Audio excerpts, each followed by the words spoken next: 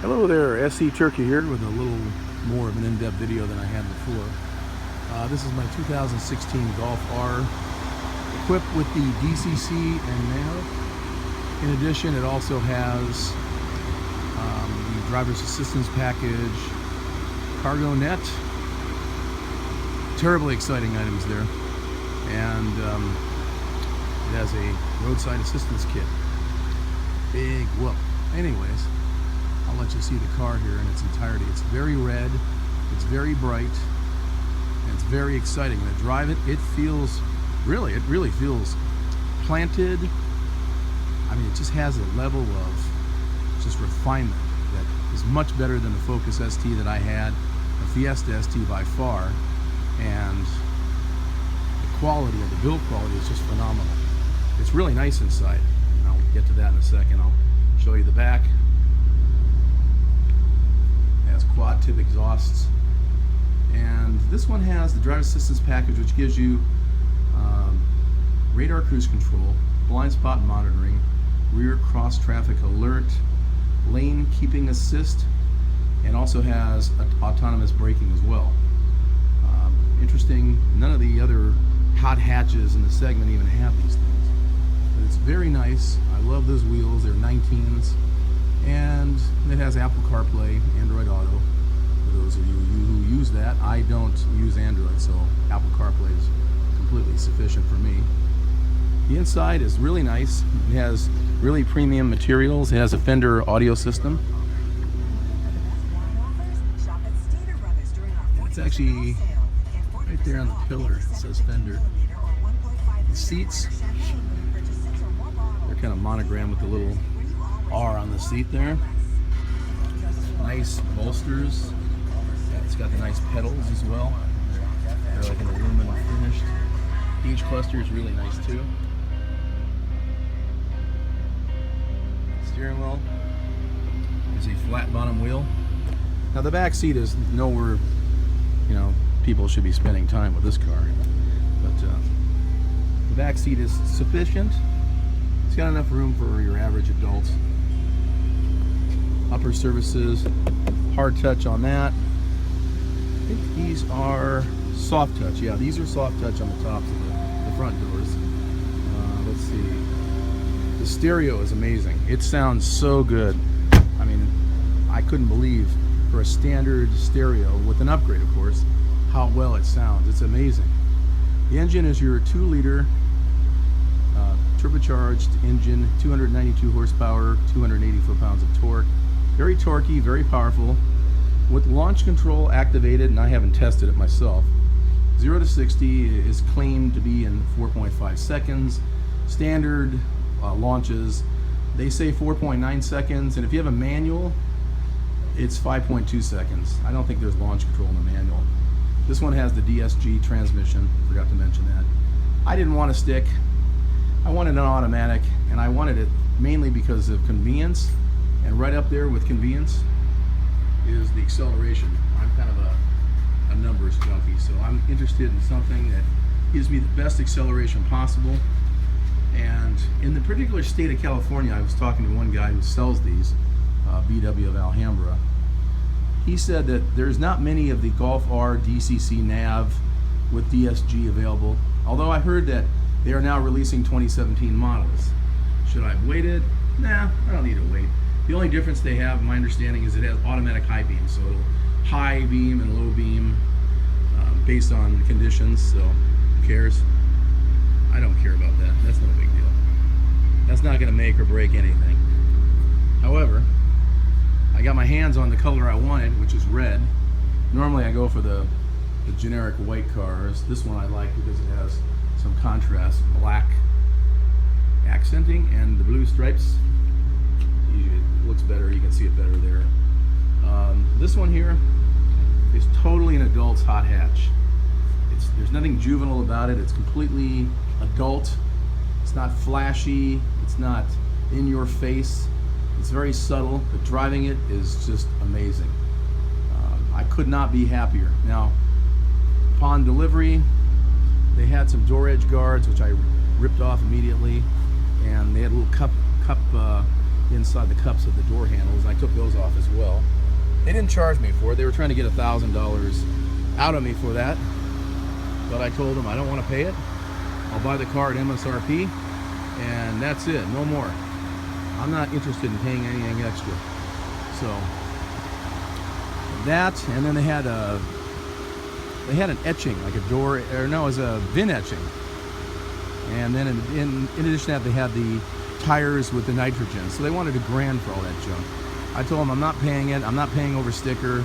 I'll give you MSRP. You remove those items, those, I call them fluff items, crap, junk, garbage, and I'll buy it for sticker. I was going to try to trade this guy in, but originally they offered me 36 and my payoff is almost 41. Then they bumped it up to 38, trying to get me to buy it the night I was out there. I told them no. Then the guy says, I'll tell you what, I'll call around tomorrow. Let's see if we can get a better price for your Edge. Turns out, well, he didn't even want it for 36 because when he called around, apparently they're going for in the 34 range. Kind of odd that a car with a couple months on the odometer, 500 miles, $48,000 MSRP, $14,000 of loss. That seems unbelievable. I know there are rebates and stuff, but the rebates on this is only $1,000. And the guy's telling me there's a $6,000 rebate. That's BS completely. There's no $6,000 rebate. Anyways, enough of that. I told him no when I got back the next day because I'm actually on the phone. He called me before I came down, and he said, "Yeah, I don't want your car. I can't get what I want for it. It's just going to lose me money, so I don't even want it." And I said, "Well, what happened to the $38,000 offer you offered me?" He goes, "I'm not doing it." I said, "Well, you offered it to me. Why would you offer something you're not going to honor?" "I could do anything I want," he says. And he gave me a bunch of attitude. To tell you the truth, if there were other cars available in my region, I would have just gone somewhere else and bought it, because talking to a customer like that is just ridiculous. That's just not customer focused. You could tell he was getting an attitude, he was getting pissed off. Well, screw him. Get off your high horse. You're a car salesman / manager, sales manager. Treat the customer with respect. Honor what you tell them. But I wanted this car and I couldn't find it anywhere else, and at least without a markup. And I wasn't going to go to Northern California to buy it. That's not going to happen. It's just out of my zone, way far away, too much trouble, not worth it. So I bought it. Just sucked up to him. Didn't really have to suck up to him, but just sort of bought it and just moved on. And now the Edge is up for lease on Swap a Lease. So got a couple hits on it, but nothing really concrete. I was hoping I'd get rid of this thing like ASAP. Well, bumped up the incentive from $250 to $500, so anybody would assume the lease, any credit-worthy lessee, would get $500 bonus kickback cash, which would give you about a month of payment. So, hey, it's a nice car. You don't have to put any down payment on it. You can drive away with somebody giving you $500 instead of going to a dealer and plopping down $3,000 to $4,000 in down payment money, including the first month payment. And you can get your hands on this thing for literally nothing out of your pocket, just your signature and good credit. So anyways, this thing will go sooner or later. I can't hang on to it forever, but in the meantime, I guess I'll just keep using it. It's really a nice crossover. It's got nice lines. I love the blackout treatment. For a crossover, this is kind of like your sports car of crossovers without going to a Porsche Cayenne.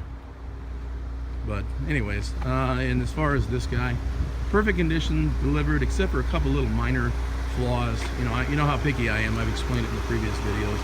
But on the bumper, right in this particular area here, kind of the center there, right over here as well, there's a little dip.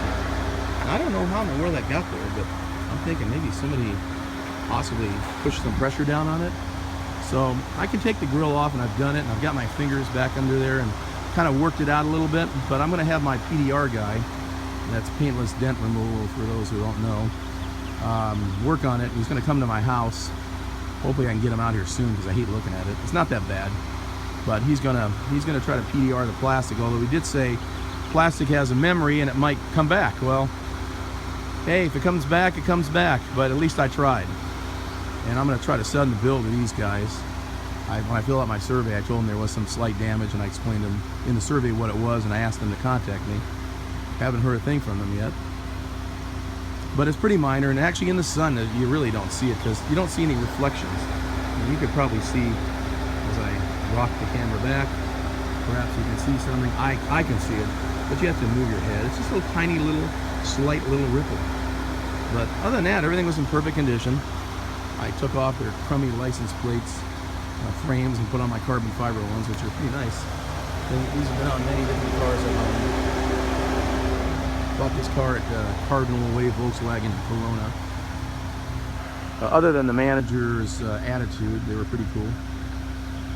Oddly enough, there's like nobody in that place. I don't know how they stay in business, but they really wanted to sell this car badly, so they dropped their little addendum of $1,000 with a BS and sold to me an MSRP. Don't think I could have got it cheaper, but I did find out though, using some information online, that in this particular car, this particular one, there's only $1,600 between invoice and MSRP. And to tell you the truth, it's not a lot of profit in these cars. I mean, you would think a $41,295 car would have several $1,000s, but no, it's pretty cut to the bone there. There's not much in it. So even if I beat them up, yeah, what was I going to save? $1,600? Sure, I'd like to save it, but I don't think they're going to do it. This is a limited production car, and there's just not many out there, and it is what it is. But I think it'll hold its value a lot better than, say, Focus ST. I really wanted the Focus RS, but right now these dealers are asking $5 grand, and I've seen them as high as, well, one guy was asking 20 grand over somewhere in the country. I just do a search on cars.com, put in a Focus RS, and do all, and look at the prices. Just sort by price and go to the top price and look at it, and you're going to see a $62,000 Focus RS. You know what? That's freaking ridiculous. Who the hell would pay that, seriously? For a Focus? I don't care how good it is, it ain't that good. So anyways, that's why I bought this too. This car with the DSG transmission is actually just as fast as the Focus RS.